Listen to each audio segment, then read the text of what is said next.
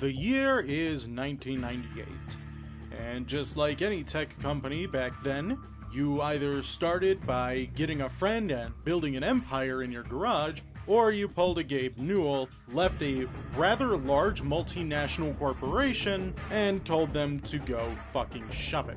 This is Valve, a company that started with chicken scratch and ended up becoming one of the largest entities in video gaming.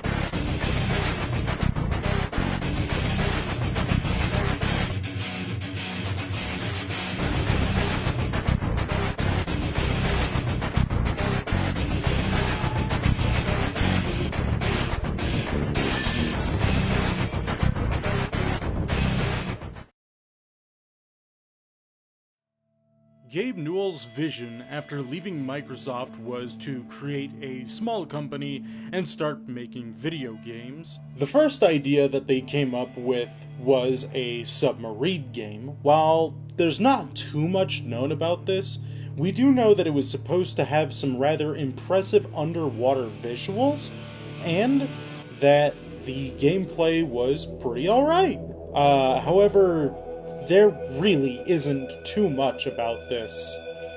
There were two ideas that came to mind, one of those being a first-person shooter and action game known as Quiver, while another one went by the name Prospero, which, well, actually that one's pretty interesting, so I think I want to talk about that one first.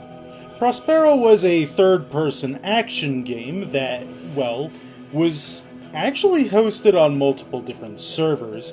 Basically, there were different worlds or realms that you, the character Aleph, were supposed to go through. Now, each of these servers would be hosted by either Valve themselves, or they would be hosted by multiple different players. Now, here's where the interesting part comes in. Prospero integrated a system in which people could make their own levels using Worldcraft, which is now known as Hammer, and what they would be able to do is they would be able to create these maps, upload them on the internet, and allow people to download them, so that way they could host them on their servers, and well, this was basically the startup of what would become the Steam Workshop. And hell, a lot of the functionality that was going on in Prospero became Steam in and of itself. A lot of the friend UIs and a lot of the other side menus that allow you to communicate to other players. Now, this game didn't necessarily work out, mostly because, well, Quiver managed to beat them to the chase. Quiver was meant to be based around Quake 1. It was supposed to be a first-person shooter about a person who was in an underground weapons testing facility that all of a sudden got raided by aliens, and then later on the military. If this sounds familiar to you, well, that's because Quiver later turned into Half-Life. Now, I'm going to be skipping ahead quite a bit here, but bear with me, this is 100% relevant. In January of 2013, a CD containing the Half-Life Alpha was put on sale for about $709 on eBay. After a person on Reddit managed to purchase this disc, they ended up dumping the contents online. This was Half-Life version 0.52, a version that was basically still in its infancy. This was back when Valve was using the Quake engine as a backbone. In this rudimentary build of Half-Life, it's very obvious that this is the Quake engine, all the way from the main menus, to some of the assets that were left over in the game, to the particle system that this game was using, all the way over to even just how the game generally felt to play. This was Quake, a highly modified version of Quake.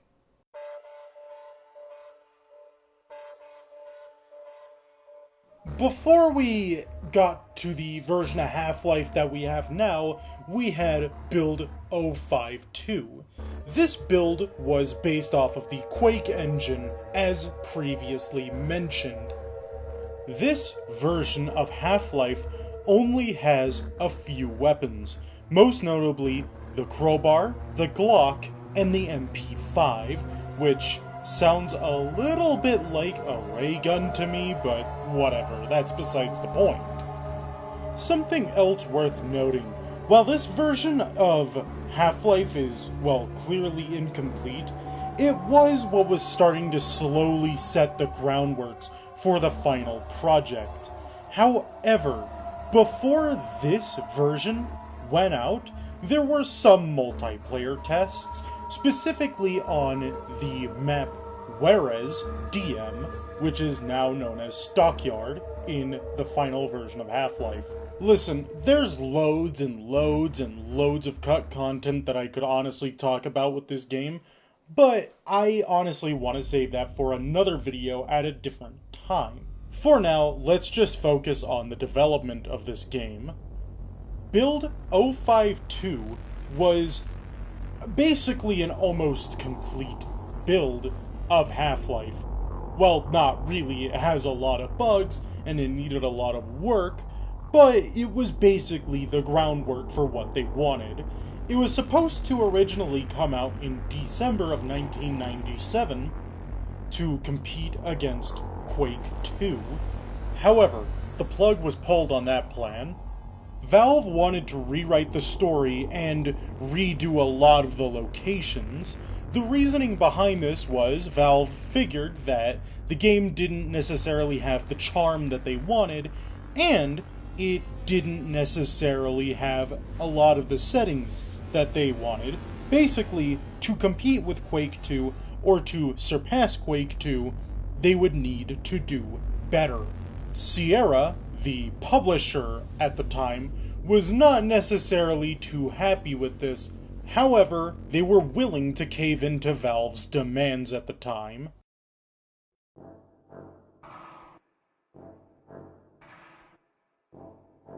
Between the years of 1997 and 1998, Half-Life had a few rewrites. There were some characters that were scrapped, some designs that were thrown out entirely, enemies were changed, there were more comprehensive level designs, the gunplay had switched from being its original Quake sort of system to something that's fairly new at the time. And, well, there's a whole bunch of other things that changed too. But the most important change came with this. The entire story was different. A demo for Half-Life known as Half-Life Uplink was released with the PlayStation 2 version of Half-Life and on special demo discs given out to the press, as well as a version of Half-Life known as Half-Life Day 1, which was given out to people who owned certain graphics cards. The aforementioned demo of Half-Life Uplink featured a cut level which was supposed to demonstrate what the actual game was meant to be.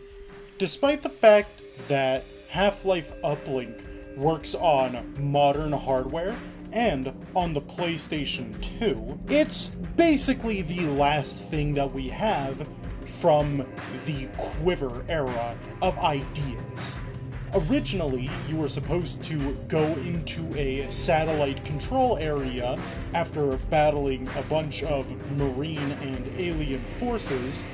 You were supposed to establish a link with the US NRC, and then you would basically just go back to where you started, and then the campaign would end.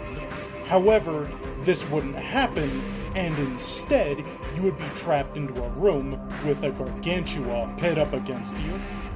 The stresses were high. Nobody really knew if Half-Life were going to succeed, or if it were going to bomb spectacularly. What really mattered was the fact that everybody on the dev team had a lot of fun making it. What really mattered was they were slowly starting to gain the morale to really push this game out. They were really starting to understand what made their game good. They had to rival Unreal and Quake at this time. Would they be able to pull it off? Their demos were fairly well received. All Valve really needed to do was hit the publish button. They sat there. They looked at it. They looked at all of their hard work and realized, yes, this can rival Quake 2. Yes, this can rival Unreal. We did a damn good job. They were awarded a golden crowbar, and they could finally see their futures shine bright among silver linings of clouds in a golden sky. This would impact the future of video games forever.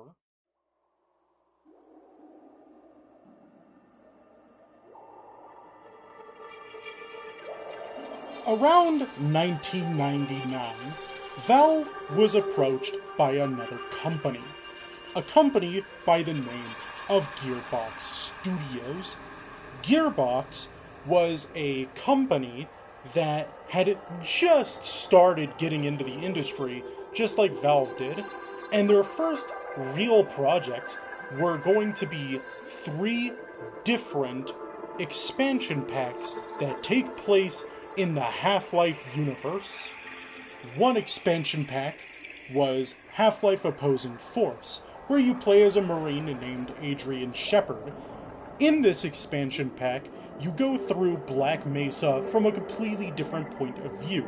You find new enemies, new guns, new mechanics. There's a lot of stuff to it. However, then there's Blue Shift, in which you're just kind of in the middle. Now, personally, I'm not a big fan of Blue Shift, and I never even got around to beating it.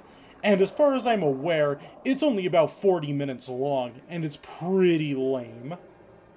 Then, there's the ever so elusive Hostile Takeover. Now you might be wondering, what's Half-Life Hostile Takeover? I've never heard of that. That's because it got cancelled. When these other expansion packs were being made, Hostile Takeover, which was supposed to be released in 2001, had only barely had a plot synopsis at the time. Instead of taking place at Black Mesa, it took place at another location that worked closely with Black Mesa. The expansion pack was also going to involve the Team Fortress Classic crew, and basically you were a junior G-Man, whatever that's supposed to mean. I'm just gonna say, although it does seem like it would be kinda, neat if it came out, I'm kinda glad it didn't come out. Because then there would just be a whole bunch of weirdness going on, especially with the fact that the Team Fortress Classic game takes place in the 30s, if I remember correctly. I've already name-dropped Team Fortress Classic a couple of times, but we'll get to that here in a second. There was one extra expansion pack that I left out, and it came with the PlayStation 2 port of Half-Life 1. This is Half-Life Decay. It was a co-op version of Half-Life 1 with its own story mode and its own small gameplay twists that were mostly suited for 2 players on a console. Sadly, this didn't come to PC, however, somebody has made a modification to allow it to be played on a PC, so if you have a friend and you have some time to kill, go and check it out. You could probably find it on ModDB. There is also an unfinished Dreamcast port out there. You can find it online nowadays. However, it didn't get officially published. While Gearbox did provide a very large role to Valve becoming as big as it has, there's more than just that. We will be talking specifically about a random group of computer scientists, or rather, I should say, multiple groups of computer scientists that made up the modding community of Half-Life 1.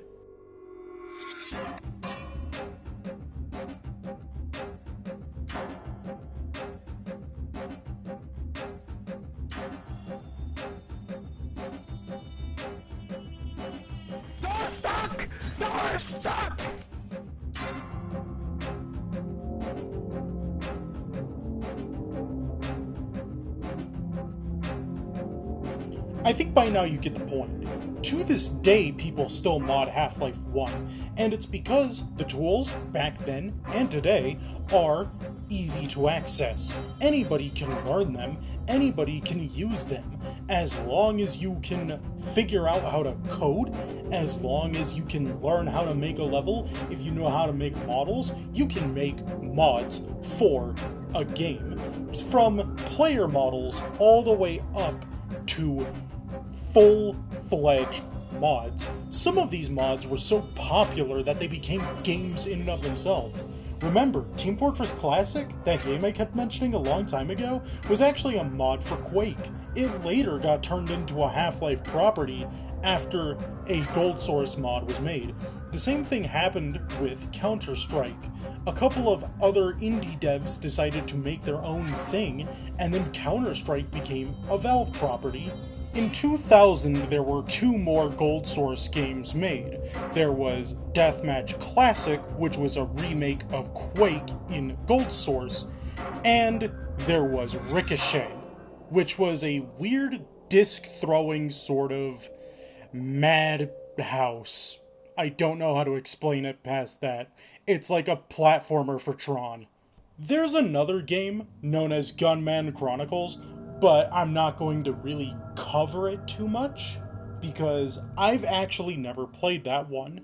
As far as I'm aware, it's basically just like an evil dictator is controlling like a planet that has dinosaurs on it, and you play as a person known as a gunman who is supposed to kill this tyrannical dictator who betrayed you and your people.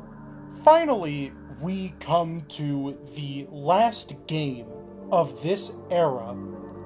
However, it's also Valve's most mysterious game, as they weren't even the ones developing it. Rather, they were going to pay another studio to make it. This game was known as Tibo and Kai. There's not much known about Tibo and Kai, except for it was basically just going to be Super Mario 64's rival in the Gold Source engine. Yeah, imagine that. A platformer for children in Gold Source. Listen, platforming in Gold Source in the first place sucks, let alone building it as your main mechanic. However, it was supposed to be a game that took place between multiple dimensions, and that's really all of the information anybody has on it. There are some screenshots of it, but that's the most that I can provide. Sometime between 2000 and 2002, a new, very large project was going to be worked on. However, a lot of obstacles lied in front of it, and there was a very, very dark road ahead. And this road was so bad that it nearly derailed Valve as a company. Stay tuned for episode 2, where I cover even more of Valve's history.